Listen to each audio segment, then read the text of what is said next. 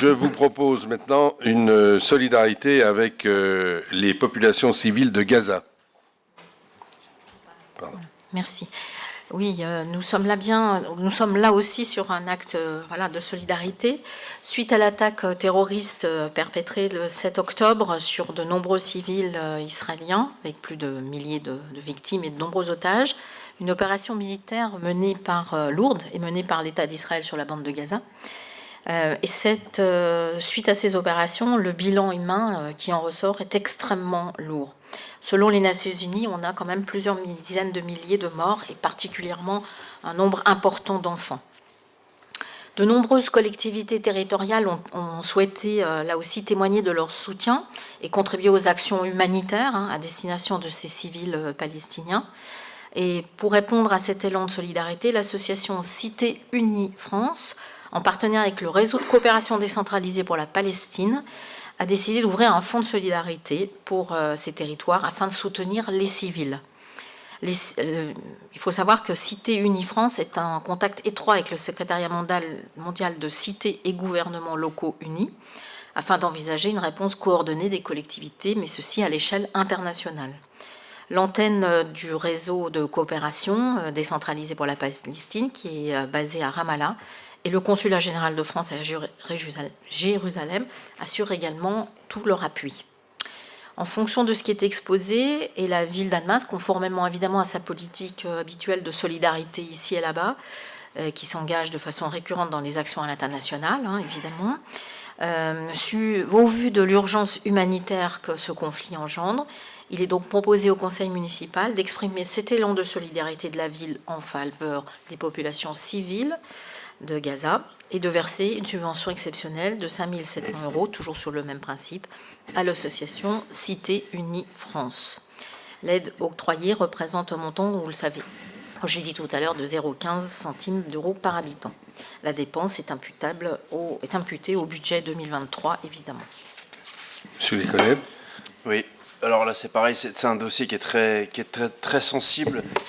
Bien sûr, d'apporter notre aide. Enfin, c'est pas la somme qui fera boiter la ville d'Annemasse. Non, ce qui est très difficile dans ce conflit-là, c'est vraiment on va dire la bonne utilisation des fonds. Alors, je ne remets pas en cause ceux qui ont été choisis ni sélectionnés, mais c'est vrai que ce conflit-là démontre les difficultés aux organisations d'arriver sur le territoire de Palestine, de Gaza.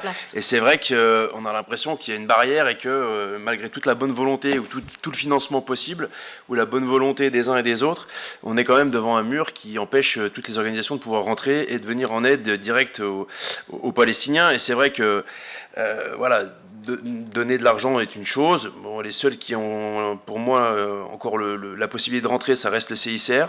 Et c'est vrai que on a toujours la difficulté de se dire, on fait un geste parce que ça fait partie de nos valeurs, mais dont acte, et je le respecte pleinement, et je voterai pour également.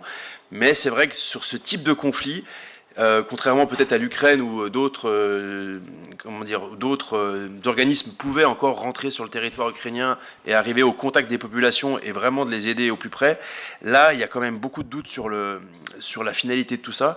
Et c'est vrai on l'appelle tous de nos voeux un cessez-le-feu, mais c'est vrai que c'est des décisions qui sont parfois nécessaires, mais qui peuvent interroger sur leur finalité après sur le terrain.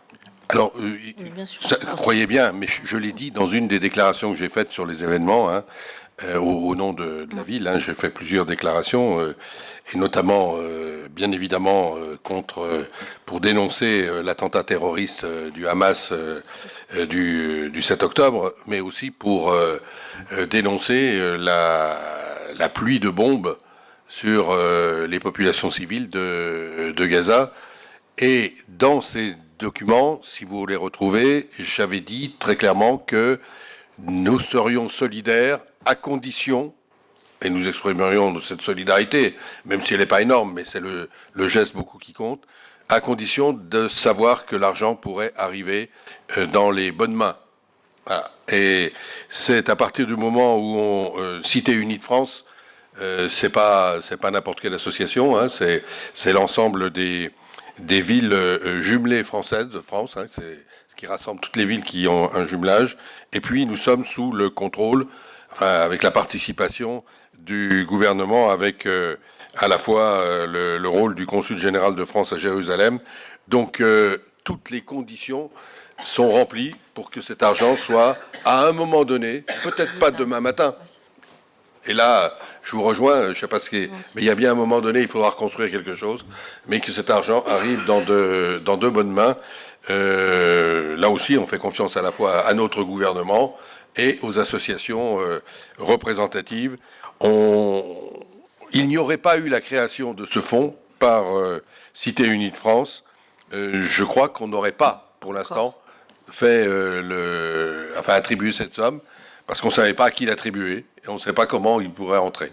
On a eu des sollicitations, on a eu des sollicitations, mais c'est à partir du moment où on est sûr que ce sera bien géré, et qu'à un moment donné, ça arrivera au bon endroit que l'on vous propose cette délibération.